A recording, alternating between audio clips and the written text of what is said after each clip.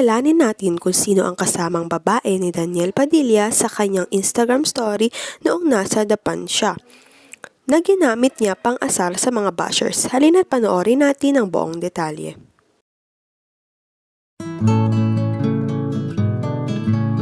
Nang sobrang init ang balita tungkol sa issue ni DJ at Blythe na may sekretong relasyon sila at ang issue pa na hiwalay ang Katniel, ay biglang nag-post ng story si DJ sa kanyang Instagram account kung saan nagpicture siya na may kasamang babae pero hindi kita ang mukha ng babae dahil may takip ito. Tila inaasar niya ang kanilang mga bashers at nagpapaka-unbothered king siya na wala siyang pakialam sa issue na kumakalat. Maputi ang babae at tila medyo chubby. Kumpirmado na hindi ito si Catherine dahil pumayat na sikat at medyo morena. Hindi rin naman ito si Blythe dahil nasa Hong Kong siya noon, may tinatapos na trabaho at umattend pa nga ng Star Magical Christmas Ball ng ABS-CBN na hindi naman inattendan ng Katniel. Hindi nga alam kung sino ang babae, ngunit ngayon ay i-reveal natin siya. Isa siyang tour guide sa Japan. Ang pangalan niya ay Azusa Masu.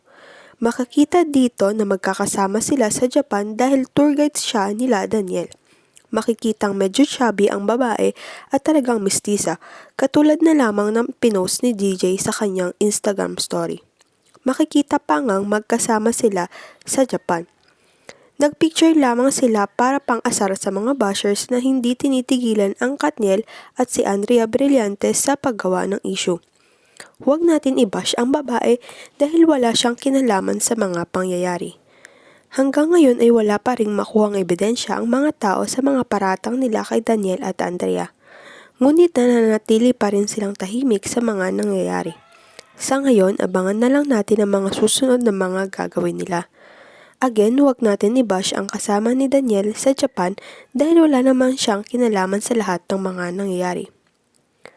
Huwag kalimutang mag-like at subscribe sa aking YouTube channel sa Liang Beats para updated tayong lahat sa mga kaganapan at issue ng Katniel at ni Andrea Brillantes. Maraming salamat po sa panonood.